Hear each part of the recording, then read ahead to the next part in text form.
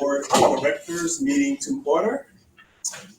Our first item on the agenda is to review and approve November minutes. So why don't we take a minute or so? They should be in front of you.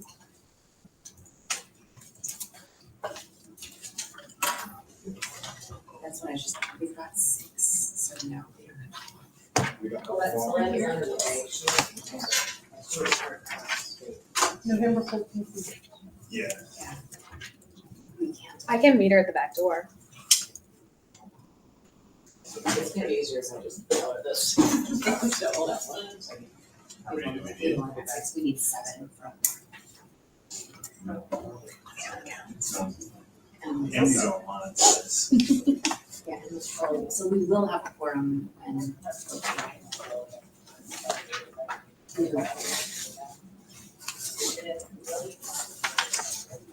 Well, that's just gonna be.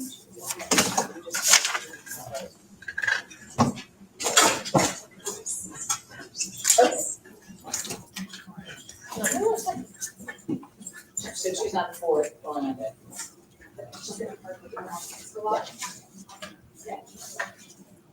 Well, this is a great, Sorry. Oh, moment let's for us see. to do just like housekeeping.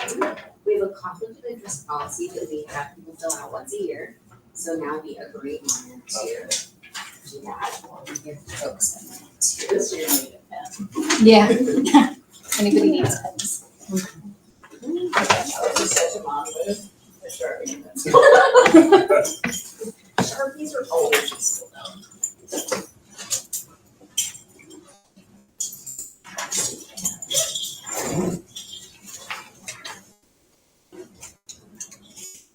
No, I have to do the same thing at work. Yeah. Usually. I have to do the same thing at work. Oh, yeah. First part of that.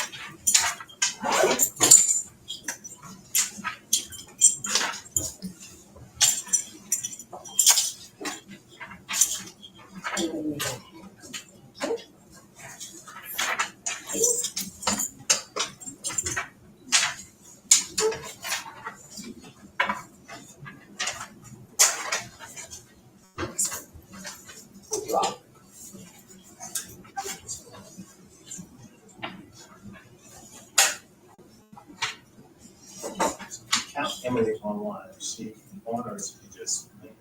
No, she's on. So we 6, right? Yeah, we, don't need 7, it's asked to be. It's about 13 board members. Okay, that's good. So we will wait until Colette joins. She's open, right?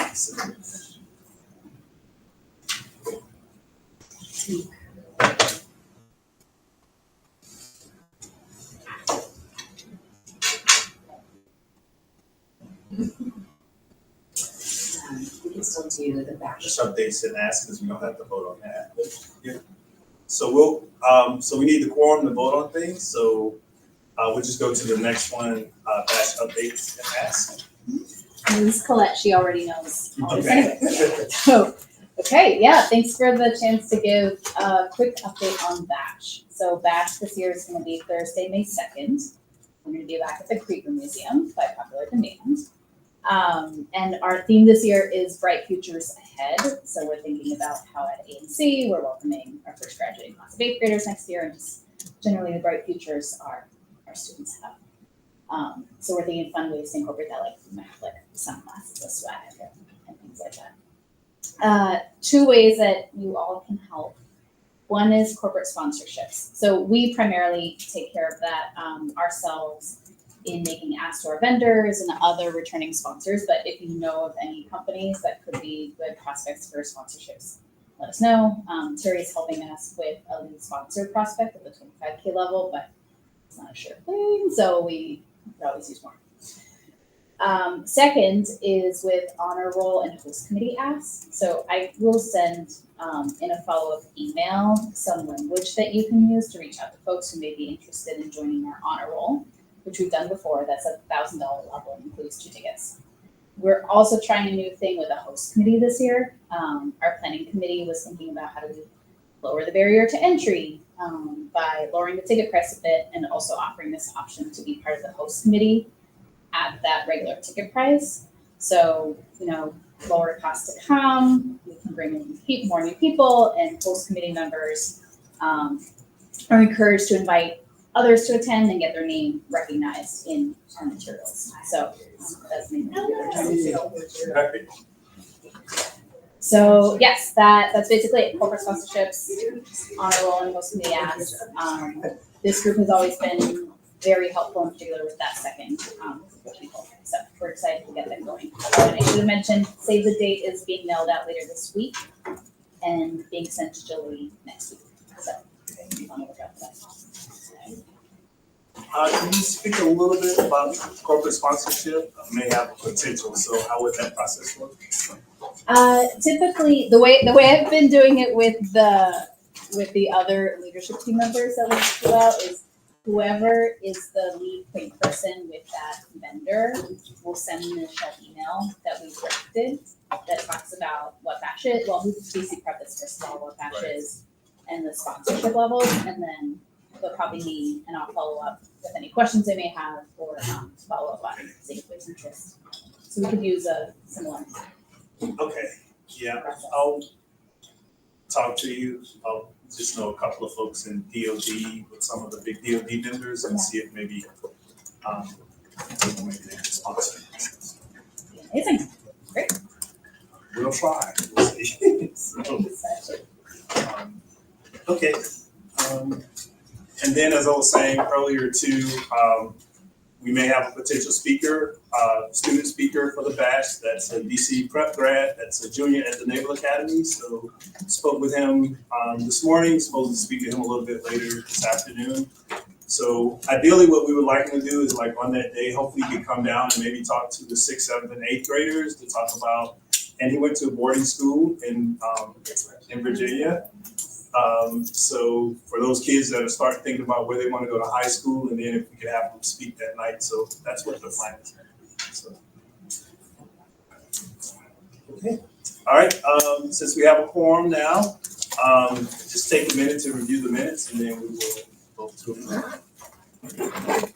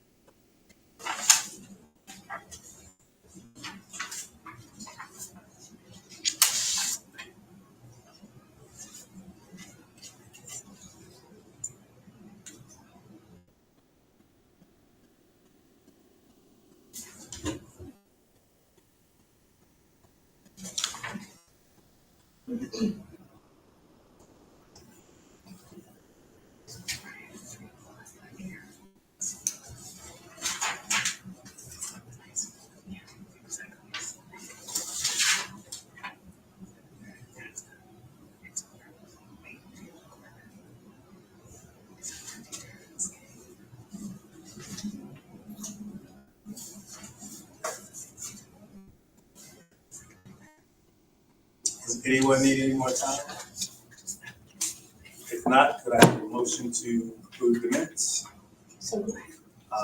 Second. All in favor in the room, raise your hand. And Emily, voting member online?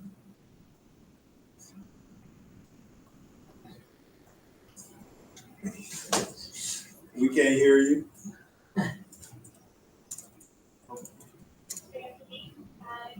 Okay, thanks. The motion is carried. The minutes are approved. Schools update, Cassie's next. Oh, I want to suggest that we do things slightly out of order. Okay, good. And so I'm gonna ask Dan to talk about finance.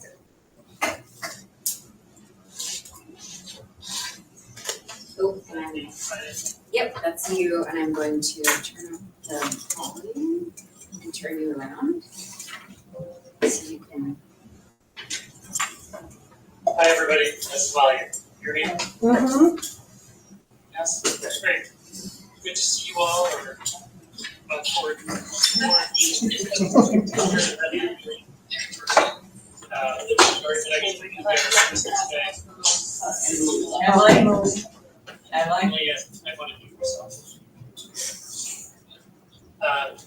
quick segment here is to talk about financing update. That's for the board to the update is just, as you all know, we've been working on upcoming financing that will close hopefully this summer.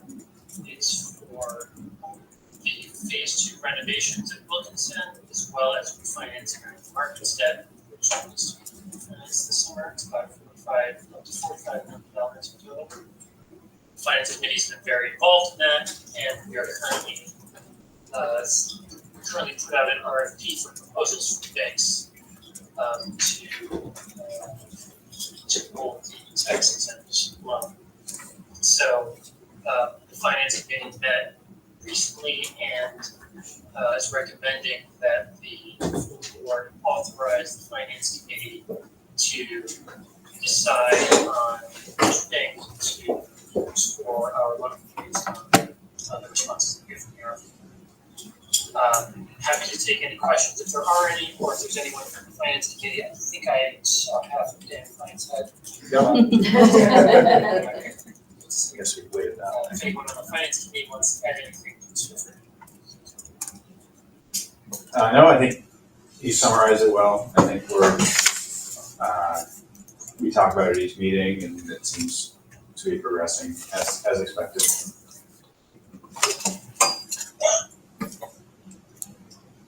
Okay, I couldn't hear you, but I assume said, I think it's a great idea. No other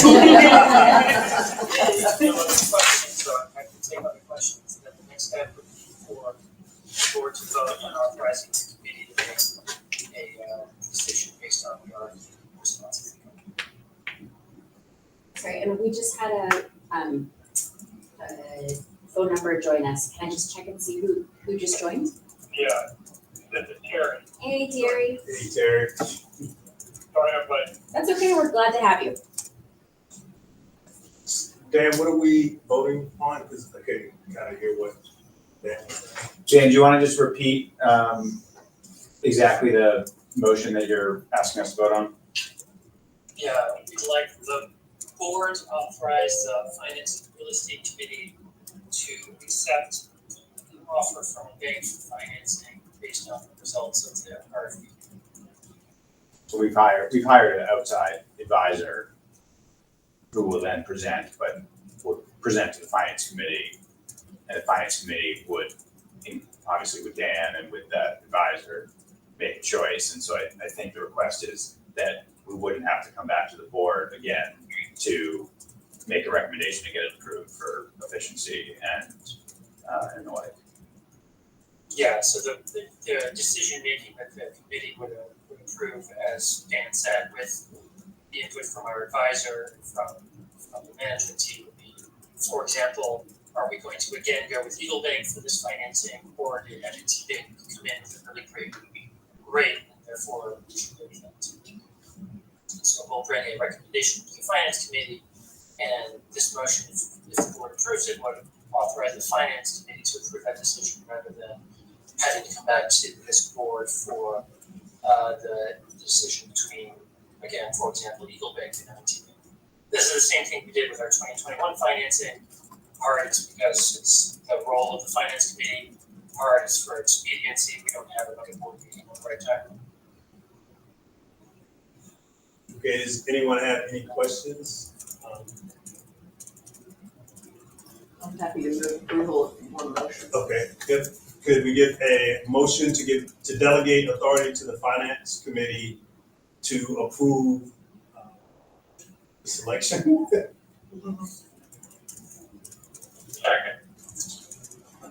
All right, all in favor? In the room, aye. Terry? Aye. Aye, the motion is carried. It's approved, so So much the more efficient. authority is delegated. Thanks, everyone. Thanks. Thanks, Dan. Okay, So we gotta do, now I was thinking we would go to the Schools schools update or evolution update. okay, We're gonna try and keep each section a little quick because I wanna make sure that one, we have time to do a walkthrough of the building. And two, we have dinner together, right? So I wanna make sure that we have time for all of this. So, Cassie, why don't you, lead off with the schools update and then I'll go straight into the evolution update. Okay, great. Find the document that's horizontal. So Friday we had our day-to-day 2. We do day-to-day 4 times a year. It's a full staff, all faculty professional development.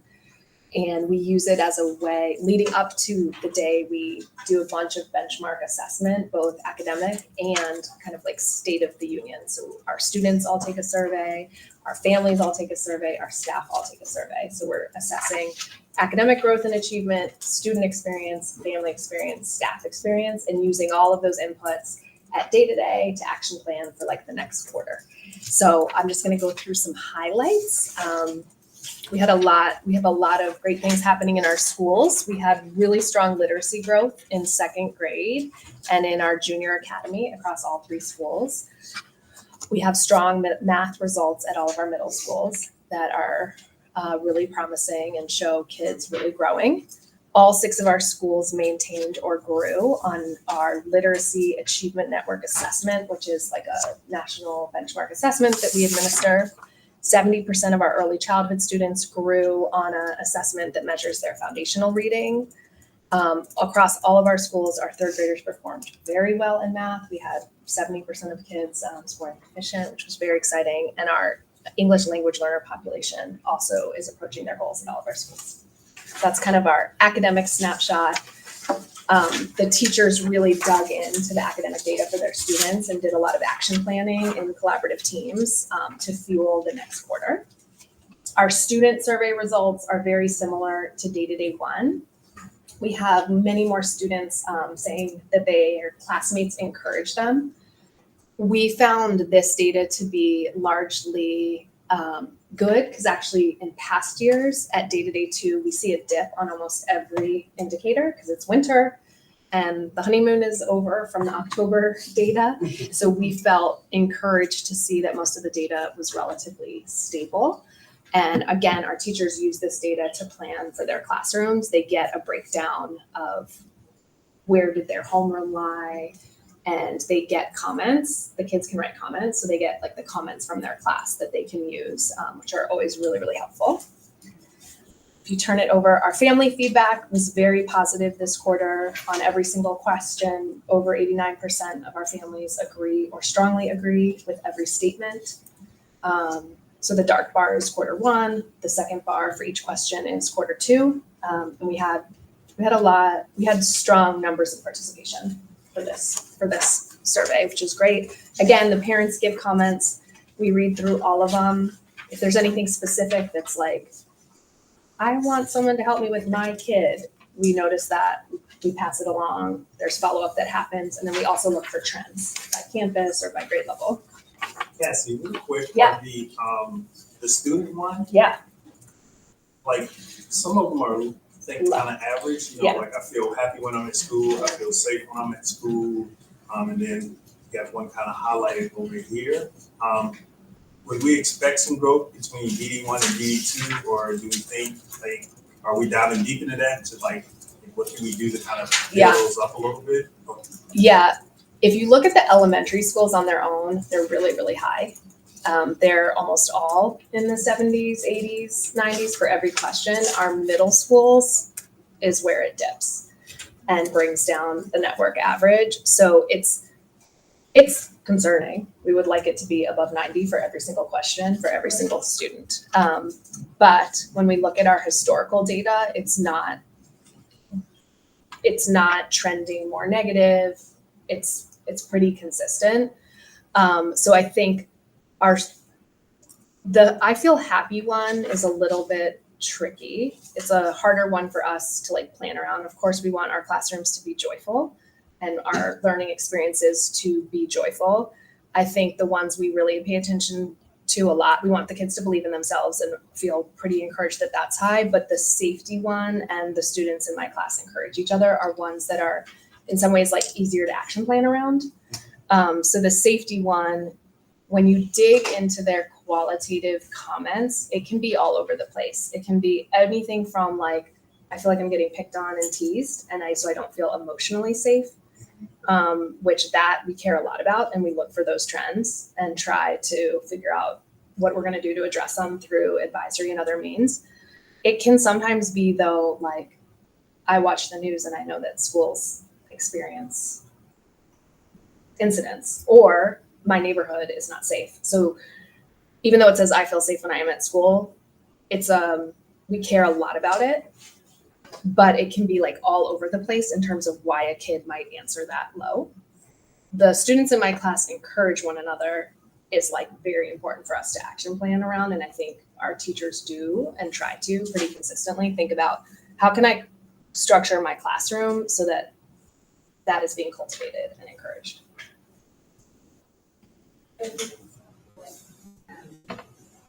When I look at these, I'm sure as all of us look at these, you as a parent, I can't help but think about like, okay, what does that mean that like my child like experiences on a day-to-day basis? And like, what are the things that we need to be doing to make sure that we are strengthening that experience for every new student? And a lot of, Cassie I think Cassie would agree with this. So much of what we're trying to do to make this a stronger statement, first, to increase the percentage of students who agree or strongly agree, is how are we strengthening our teachers to lead effective classrooms and to think about like how are they paying attention to the dynamics within their classroom? How are they like creating like engaging lessons that help students to like access the material? There's like so much that's involved. And so this is an important indicator for sure. And I think the question is like, what's the point of leverage? And I think we believe that like there are things that we're trying to do more broadly, right, in terms of like field trips and incentives and like things to make that I think we think of more as like the fun. But like this, I think also highlights like what's the everyday experience and how are we investing in teachers to make the everyday experience as strong as it can be, right? So I hope that in kind of trying to move through this quickly, what we're not saying is that this is not like super, super important. It's that the way that we're trying to address it and plan for it is by figuring out how do we strengthen the ways that we coach and support our teachers, because they're the ones who have the biggest impact on students' everyday experience. Would you agree with that? Absolutely. I'm not helping through this batch. Family. Sorry. I just want to say one thing, which is I know it's always nice to have the longitudinal data, but maybe with the safety thing you said, Cassie, maybe we could change it to something like, I feel comfortable with my teachers and classroom and classmates in my classroom, or something that goes to what we can control. You know what I mean? And what we would want to do with what we want to be able to tell our teacher, because I agree that's all in the map and not super actionable. Yes, I agree. That has always been a hard one. And I think it is absolutely what Laura said. It's like about how do we make the classroom stronger so that kids feel happy, safe, believed in, encouraged. That's what it's all about. And in middle, that's the other thing is like we're sort of It's a real underlying. Yeah, exactly. the elementary graphs, you're like, all right, great. Our schools are happy, joyful, safe places. Yeah. And then the middle school, you're like, how should a 7th grader feel about life? But I think the other thing is like having been here for a long time, I love that this is equally as important to us as our student academic achievement and growth data, that we really care about it and we're trying to action plan with them in tandem. Because certainly we have a reputation of being stronger on academics, but over the last 10 years have been very focused on student social emotional well-being and trying to make our classrooms really joyful. Yeah, because I think if you don't feel safe or feel comfortable, it's going to affect how you learn, right? Like Yeah. if you're in class worried about safety, how are you gonna focus and stuff? Absolutely. And I can definitely see how teachers could impact, students and encourage one another, because that's just something you can kind of teach to be positive to each other and Yep. things like that. Okay, so I guess the day is just kind of all over the place with this safety when we can't really pin down exactly what that is, right? But you said again, it's more in the middle school that drives it down. Yeah, I would say, if you look at the comparative data. So would you change the question? We've talked about it because we've had the same one for 4 or 5 years. It is helpful to have them be the same, and also with the kindergartners take this and they have smiley faces and like sad faces and even faces. So there's also, we're trying to also have a survey that hits kindergarten through 8th grade. I was gonna say, yeah. Like we could make it more sophisticated. Do you have to ask the same questions at the younger level and you do it? No, I think it's more of whenever we design this, it's like each year when we get to the point where like, should we radically change the questions? If you do that, then you lose out on like knowing how you compare from the previous year to see if you're making longitudinal progress. But we certainly have revisited it. I just don't think we've changed them in a couple of years. Yeah. Could there be a sub-question? So, surveys are always a topic that people have like very strong feelings about, including I will own. Laura is I one will of those own this people. about myself, right? Like there are lots of, and I think the place where I try to like rein myself in a little bit is, we spend a lot of time talking about like the surveys, and when we think about how much time we have available like in our meetings from like week to week, it just has been one of those things where we're like, you know what, it's good enough for right now, and we need to make it better, but we can't tackle it yet. And so I think when we start to talk about the 5-year plan, I think you'll see why we're going to need to talk more about it. But like for this year, I'm like, it is good enough for right now. And we will, and when we talk about the 5-year plan, you'll be able to start to see the places where we're gonna start to wrestle with what do we really care about? How do we get really clear on that? And how do we think about the ways that we're measuring what we really care about to be able to give us better data, right? So I would expect that in the next few years, like we're going to have, you'll see some different questions, but it's been the thing that we've like deprioritized for now in favor of like focusing energy on some other things. I was just saying, it just concerns me, with the numbers being low and stuff. And again, I don't know if it's like, hey, when I leave school and there are people hanging outside, why I don't feel safe, or if within the classrooms, like I'm scared because now I'm an 8th grader and boys are trying to be macho, I'm scared type thing, but like to me it would impact my learning if I don't feel safe. Absolutely. Or if it's not safe in the classroom to be wrong or To something. make That was mistakes. more what I was just, We had an interesting, at Benning Elementary campus, the 3rd grade team, the 2nd and 3rd grade team, their coach, between data days 2, the last data day and this one, their teams really worked on some of these indicators. So they designed a bunch of targeted lessons. They had a lot of conversations about like, what does it mean to be safe?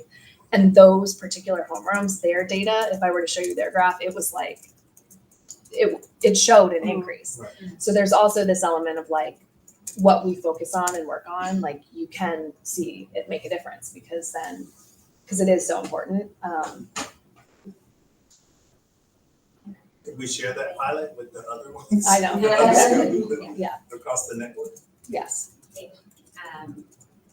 You were actually creating like a really nice segue for us to talk about the 5-year plan and the annual plan, because the things that you're naming around like the importance of like safety as a foundation for everything else, I think is very resonant with the conversations that we've been having. So let me have Cassie get us through the next like few slides, and then we'll shift and talk a little bit more about like the connections between why that matters and how that fits into where we're heading next. Great. So there's a slide that has some beautiful quotes from families. There was a lot of really amazing quotes from families. The survey data was really, really positive from families this round. Our staff survey results were similar or slightly higher than in December. The staff survey, so you're looking at October, December, and then last Friday's results. Not that it was all on one day. They had a window to complete it. So we really care about this. We think a lot about it. And you're looking at the aggregate network data, but every principal will look at that for their school. So for example, I can talk about the AEC principal, Ms. Kuzma, who after last data day, her data was not where she wanted it to be in terms of her staff feeling like problem solvers and feeling like they were working to create an inclusive community. And so she really focused on that. And she was also really focused, her data on in the past 3 months, DC Prep has supported my professional growth was also not where she wanted it to be for her school. And so that was a big area of emphasis for her school was how are we coaching teachers to create inclusive community so that the teachers feel like problem solvers. And every single one of her data points went up by like 10 to 15. So then when you look at this, it's like things are the same, but it's because at some campuses things get better, at some campuses things flatline, but each principal really does pay attention to this and the teachers can write quotes and we're really thinking about how do we help the school on all of these because they're all really important. And what you should hear in Cassie saying like the principals pay attention to this, it's like, yeah, principals pay attention to this because Cassie is like big meetings with them all the time saying like, what is your data? What does it mean? What are you gonna do about it? And is prepping each of them to basically stand up in front of their schools and deliver like the State of the Union for their campus. And so that comes from like a lot of direction and push from leadership. That's really good, because I at one point, a few meetings ago, I was getting a lot of feedback from the teachers, so that's really good. Yeah. It really is.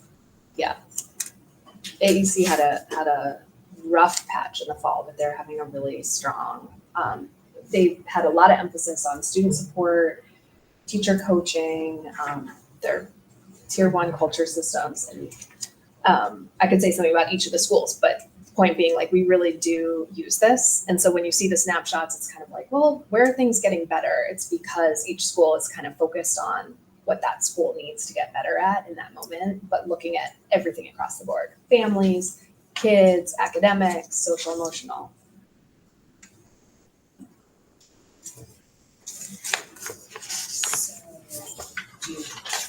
Oh, and then I think the last slide, the one with the questions on there are questions that we're thinking about to help us fuel us into the next quarter. And each school walked away with, each school works on leading up to the day-to-day, in this case, a Q3 plan. So each campus has like specific classrooms that they're focused on improving through teacher coaching and through the leadership team support of the classroom. They have specific students that they're very focused on, like figuring out a better support plan, academic or behavioral, or a family partnership plan. They have specific kids they're trying to improve their attendance for. So we walk away with like a priority plan for the next chunk of time that will lead us up to the next day-to-day, which is the last day of March. We have 8 weeks, and we'll be like really driving towards kind of specific improvement on classroom culture and community and student growth. So I'll just build on kind of what Cassie was just saying and kind of like take us into the 5-year plan.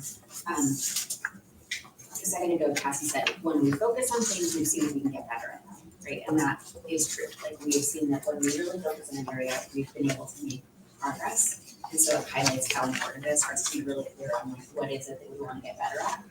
And that's really the question we've been trying to answer as an executive team in the work that we're doing around our 5-year plan. And so we have been, we've been talking with all of you for a long time about org evolution and about kind of the next chapter of org evolution, which outlines like what is it that we care about and what are we going to try and move on. And so you all got this awesome document, which is one of like, this is our 5-year plan, and there's also like a 1-year plan, which I have not yet circulated as well. But this is an effort to try to capture what are the big factors that we're trying to wrestle with, what's the context? What exists in a larger world, what's specific to us, what's our starting place, and what are we gonna go after over the next 5 years? Because that gives us direction to figure out like what do we need to focus on a yearly basis, and how are we gonna know whether or not we're making progress? And so, and this is what we presented to staff, right? So we said, okay, we know that there's many, many things that we need to solve, right? Like I'm sure if we just went through like these, the PowerPoint pages that we just talked about, we could come up with a list of like 10 million things that we could get better at. But we also recognize that like there's only so much time, and we need to be really clear about like what we will solve first. Otherwise, we will have a tendency to do what, one of our patterns as a team is we try and tackle many things because they're all valuable, but then we don't leave enough time to like do them as well as we should, right? And so we're trying really hard to be more disciplined about like, okay, we can only take on so much. So the way that we're trying to shrink our focus is by coming up with network health metrics. And so this gets at what I was just saying to Cam a second ago.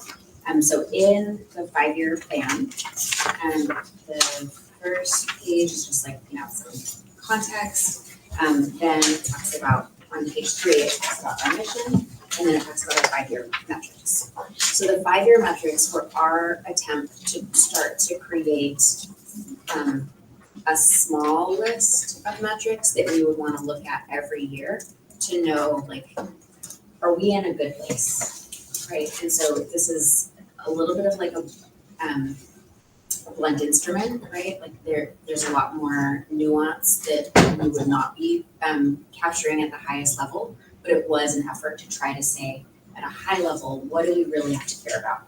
We really want to make sure that our schools are strong, and one way to know that is, are all of our schools highly rated by the PCSB and by OSSE, because they have our accountability frameworks.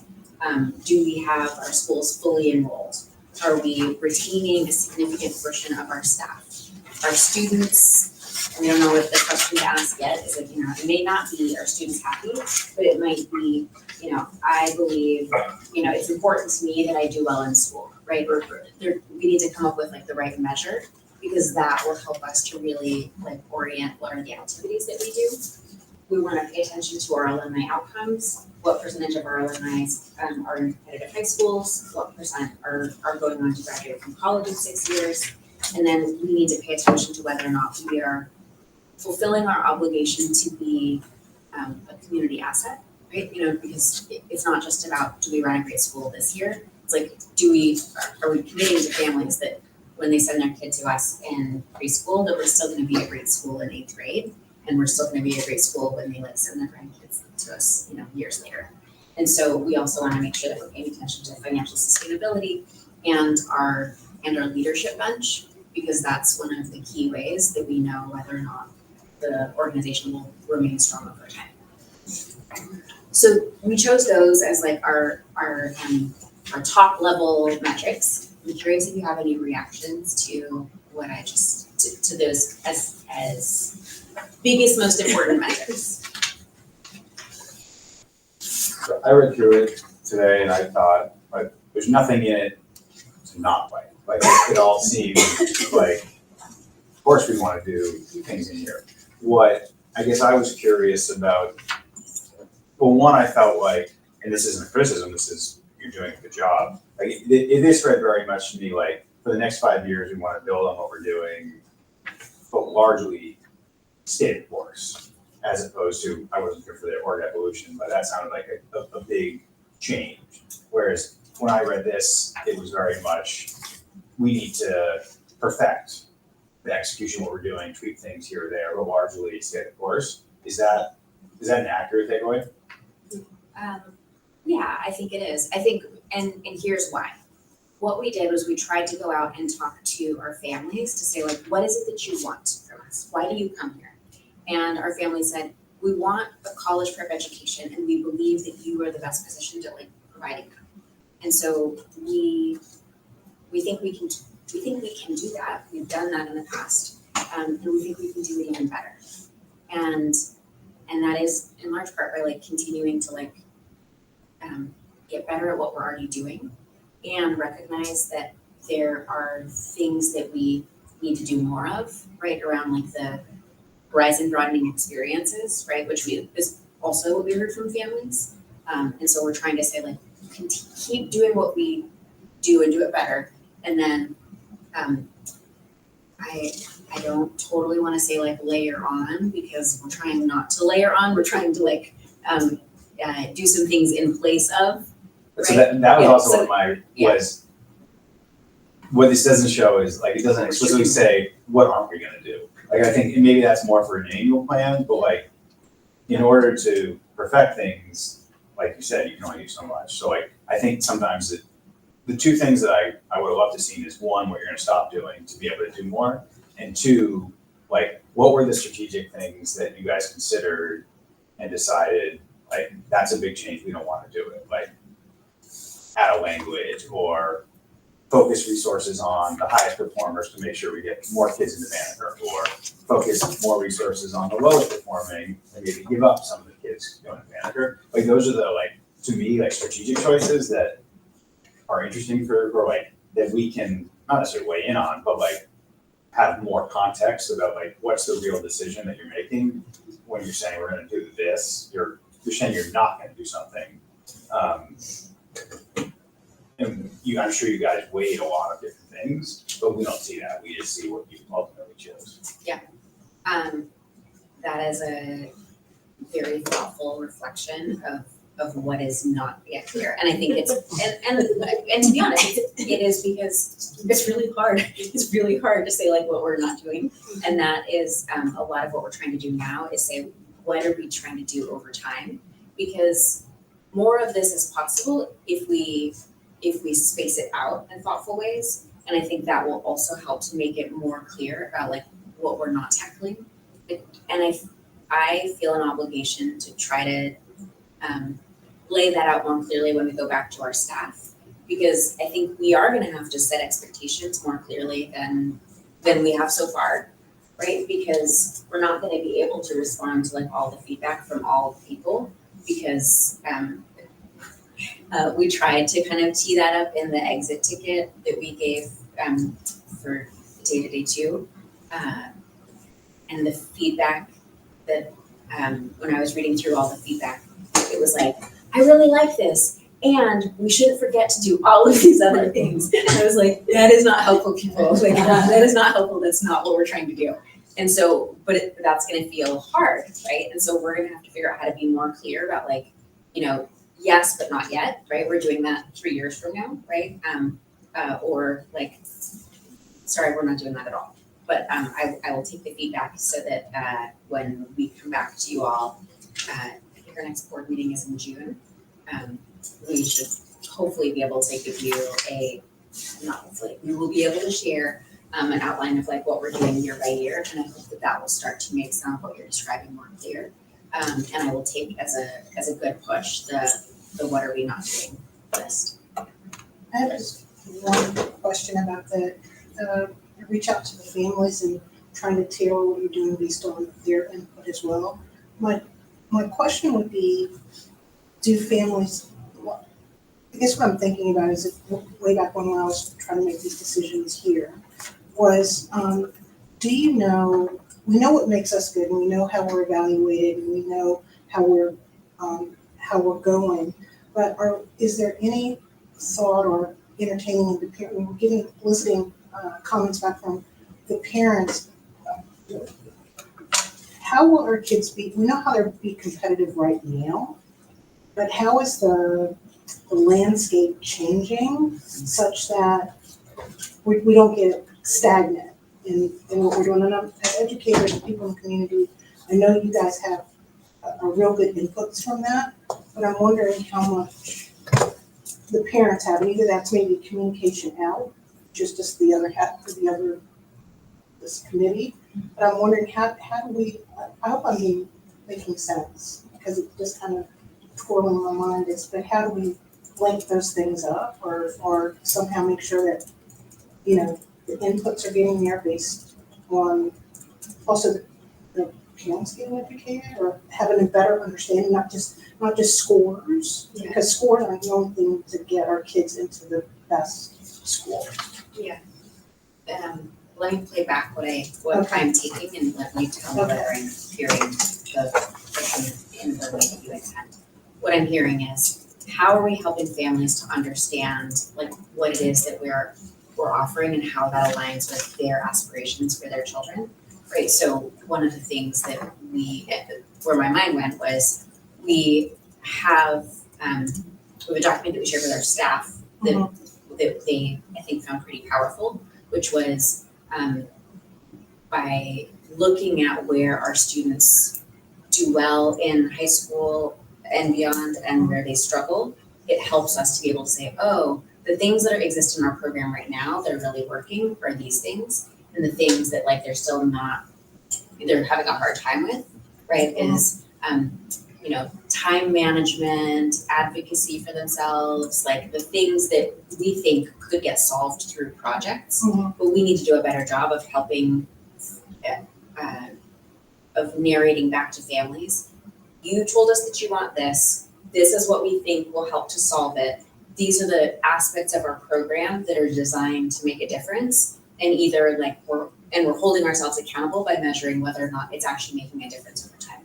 Another way that I can take the push is around things like, yesterday we had a conversation about AI, and how AI is gonna shape our schools over the next 6 years, right? And like, those are also things that we're gonna need to be thinking about so that we can say, you know, in time, an 8th grade one of our 8th grade graduates needs to like be able to do these things or know not to do these things, right? And that's gonna help position them for the future. And so those are the kinds of ways in which I would interpret what you're saying, but tell me if I'm hitting the notes in the right way. You play a symphony for me. Great. Okay, well, in the Pam, interest I of can give you a real world example because I told Laura, and I know she told Cassie, like, so our kids take algebra here, but when they go to the select high schools, they take a placement exam. And I would probably say maybe 50% of our kids like don't have to take algebra. And my daughter didn't, but she was like just right above the line. Like she wasn't flying. So she was like, oh, Dad, I want to take algebra because, you know, I barely got over. And I was like, no, you'll take it and we'll get through it, right? So she's in geometry and pre-AP statistics, but when she was telling me that most of her friends still had to take algebra, so I was like, well, hey, then maybe our algebra program isn't as strong as we think it is, because if they aren't allowed to skip it when they take the placement test at McKinley Tech or Banneker, then we have to refocus on that particular program and stuff. So, because you want to say, well, I hope that all of our kids, you know, if they have A's here or B's, that they would score high enough on the placement exams where they wouldn't have to repeat it in 9th grade. So it's a lot of looking at like what's the result of the work that we do here, and how is that positioning students, and what does that mean we need to do while they're with us to make sure that they're set up for success. Yeah. Okay. I'm going to quickly run us through the strategic priorities, right, which is just like at a headline level. We'll come back to this again in June, where we will show you the multi-year roadmap that will hopefully address the feedback from Dan about like what are we not doing or what are we doing more slowly, right? So that way we have space to be able to do things well. And it'll also incorporate, I think, the push from Patrick and Pam around like what are we really driving towards and how will we know whether we're getting it, right? Which is I think around goal setting to hold ourselves accountable for outcomes. Okay, so on page 5 of the document, it lays out our 4 strategic priorities: college prep classrooms that spark a love of learning, effective classrooms across all of our effective teachers across all of our classrooms, strong family partnerships, and an enduring organization. And in these, what we've tried to say is if these are the four priorities, what are we gonna start to do next year to get us closer to like, you know, our vision? And I think this goes back to something that you were saying earlier, Patrick, like there's a big emphasis next year around like what do we need to do to make sure that all of our classrooms have a strong platform for learning, which means students need to feel safe. And we need to support teachers to think about how they are like building that classroom community where students are ready to learn, right? So that's gonna be like a huge focus of next year. And I could go through more about like what's happening across all of these elements, but those are like the big headlines. I think maybe because I'm getting a little bit nervous about whether we're gonna have time for all of the topics we're supposed to cover, I'm gonna suggest that I'll take any questions, but then we'll come back to this again in June and talk more about like what's happening kind of year by year. When we come back to it in June, would you also tell us like what do you think are gonna be the heaviest lifts in here versus what are the things that you're pretty confident you can get to? Yes. Do we have any like light ones? I was gonna say, I can answer that. All of it. That's not a legitimate answer. Can't be all of it. If it is, you need to pick something else, huh? Yeah, but this is the easy priority. Yeah. The hard thing I think is it's time, right? It's like there's just not enough time to be able to do all the things that we wanna do. And so that's gonna feel really tough. And making people, including ourselves, right, feel good about the progress that we're making in any one year to be able to lay the foundation to build from over time. I think that's hard. Can I say two quick things? Yes. One is so much of this feels familiar, and it's also an evolution, which I totally appreciate. I feel like this question, the one thing that would help address the time issue, we've never been able to crack, but we've always been looking for it, is the trying to get people to stay for longer, right? So a teacher comes in, and they get to be a better teacher, and they stay. That's a person that's much better to their students, to their parents, to their colleagues, to their manager. I mean, everything about that is so much easier. And then the same thing with the principal, like all the leaders, you know, and it just ripples through the system. So that's always been the thing. And you guys had stuff in there about pilots, and I saw the recommitment of like, principals are gonna stay like 5 to 7 years. Oh my God. So that, you know, it's like if you were gonna just say like, you know, I don't know where you put it, it's a priority, you have it as a priority, like, we always see that, but like, I love the idea of pilots and just trying to iterate very, very carefully on those questions. Then I think you can like make progress. So we made the huge lift of changing the salaries, right? So that's like there. You know, and then obviously everything that hurt the pandemic and all those things. I guess I'm just doubling down on that point because that's like the lever. If there was one thing, I'll just say that.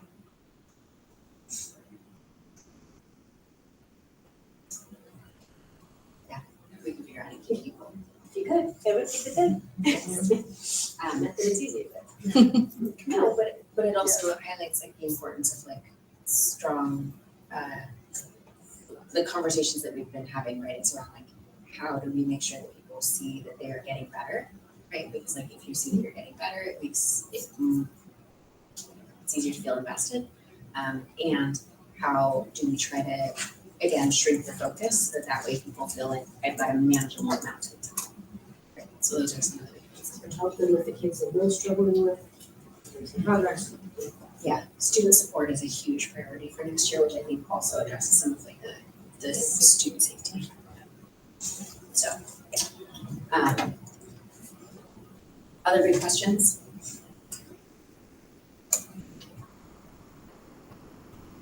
Okay, then I will suggest that we Want to go to closed session? close session. Okay, so we're gonna go into closed session. Yeah, And we are. but I was gonna say, but I was gonna try and give people context because I think we will, We're gonna go into closed session and then we will come back into open session. And then, but we'll go like straight into like a building walkthrough.